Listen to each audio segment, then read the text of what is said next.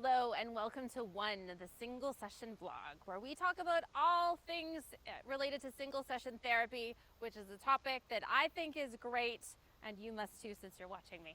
I am coming to you from the traditional territories of the Haudenosaunee and the Anishinaabe, right on the shores of Lake Ontario in beautiful Ontario, Canada. So grateful to be here. So grateful for all of the stewardship that our Indigenous friends of neighbors have shown all of the years so that we can actually enjoy this space right now. So today, the thing that I want to talk about with you has to do about paradigm shifting. So these are great big words in terms of mental health, this idea of the paradigm. What does it mean? It means that we actually need to shift our way of thinking. Now, this is very relevant to our work in single session therapy, especially when it comes to the mental health walk-in clinic model.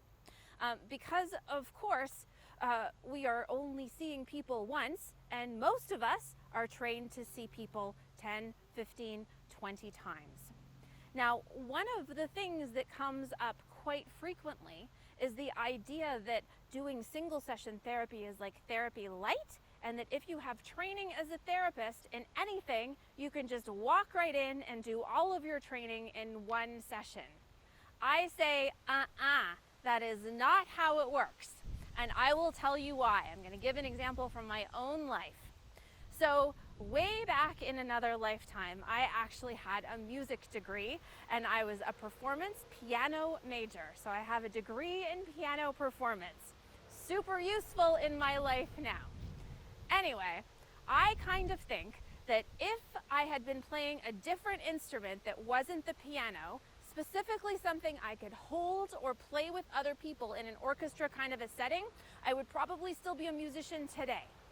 So fast forward 20 years and I'm at this place with my daughter where she's taking violin lessons, and I see a poster on the wall and it says adult orchestra. And I'm like, awesome, I have a music degree, I can join an orchestra, everything will be great. So I say to the teacher, what do you have to do to be in the adult orchestra?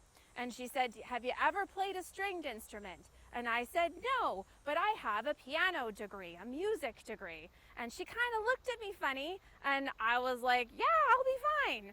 And she was like, okay, it's all ages and just for fun. So I'm like, all right. Only instrument available was the viola.